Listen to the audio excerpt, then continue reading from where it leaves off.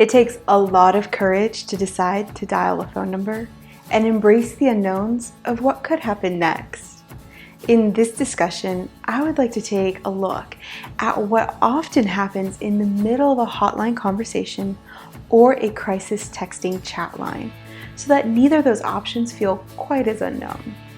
Now, I must admit, I have never called a hotline number for myself in the middle of my own emotional distress. However, I've called numerous hotlines when I knew someone who was in the middle of a crisis situation and I knew that I did not have all of the answers. I turned to the fastest support option that I knew, a hotline. So the following things I'm going to share with you are based off of all of my support calls to hotlines. The first thing that happens is you dialing a number and then embracing the first weird seconds of silence before the conversation begins. If you feel anxious or a rush of emotions, that is okay and normal. You're stepping out and doing something new, and it's okay if it feels a little bit odd at first. Next, there are generally instructions on exactly who you would like to connect to based on what type of support you are looking for, and in what language. After following recorded prompts, music might play while they redirect your call to someone trained to offer you what you are looking for. After this, an individual will come on the line and likely introduce themselves. Sometimes they're going to ask you if you'd like to share your name. It's completely up to you. At times, I admit I gave them my name. Other times, I gave them an alias and I made up my own name. It depended on how I felt and how sensitive I believed the nature of our conversation was going to be. After this, I was always asked what I wanted to talk about and what had brought me to that conversation. You see, this is your moment to share anything. You may need to vent, ask questions, cry, and just not be alone in that moment, or say something out loud that you haven't been able to. The goal is for you to be able to verbalize anything that you need to. From this moment on, there's numerous outcomes and I can't predict exactly what it'll look like for you.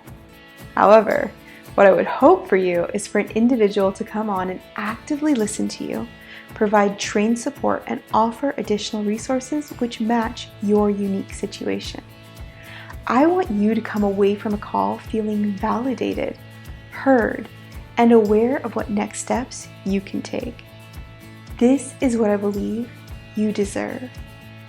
Now, in doing research for this video, I found several comments for those who are frustrated by hotline calls, and I want to give a moment to talk about that because I do know that not everyone has had a positive experience 100% of the time. Yet, I still believe that reaching out and calling or texting is a good first step. I just want to acknowledge the fact that there are challenges that could come inside of a hotline call.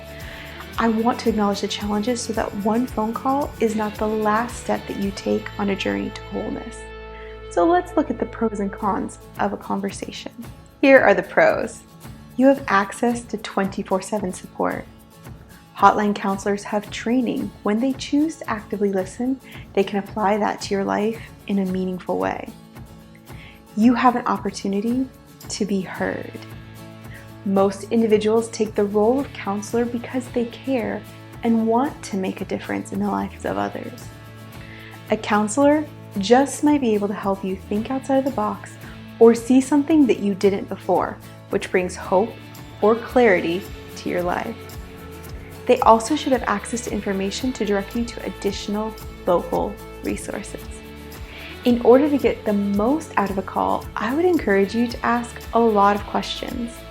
If you would like, you could also have a friend with you when you make the call. You see, that person might be able to help you to think of extra questions you might like to talk about. A few great questions could be, what resources do you know of in my town or community? Do you know of free or low-cost therapy or support options near me? Have you ever felt like I do, and how did it get better for you?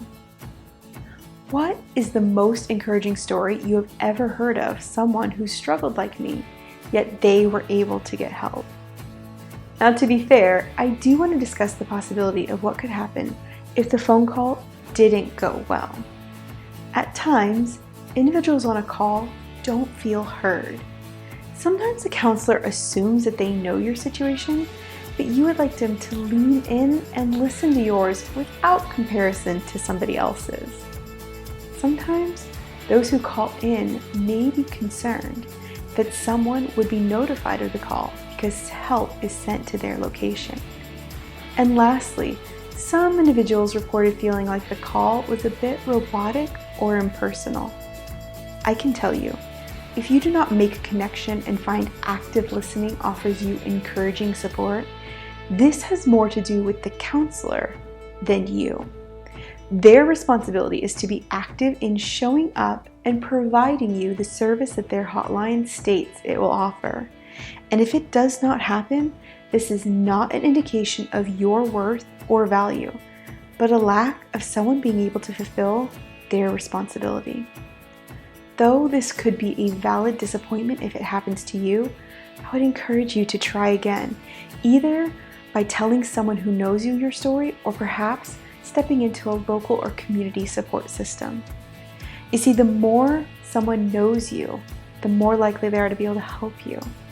I simply know that there are times that an anonymous request for help is the best first step, or 24/7 access to help is vital.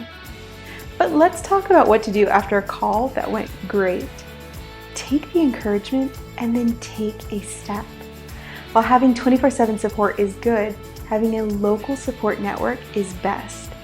Talk with someone you trust about the call that you had to a hotline. Look for additional action steps that you can take in your community, such as therapy, counseling, healthy living programs, creative classes, or group support options.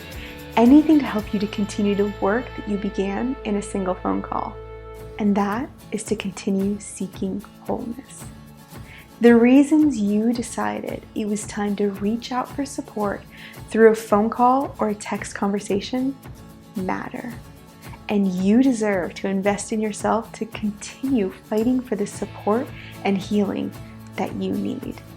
To make an ask is a mark of strength, and to keep moving towards the help that you need is a mark of great courage. And I'm proud of you for taking that step. Always remember that the acceptance and belonging that you're looking for is out there, but I admit it can be a journey to find at times. But no matter what, you have incredible value and are worth it. I believe in you, and I am rooting for you to find everything that you need.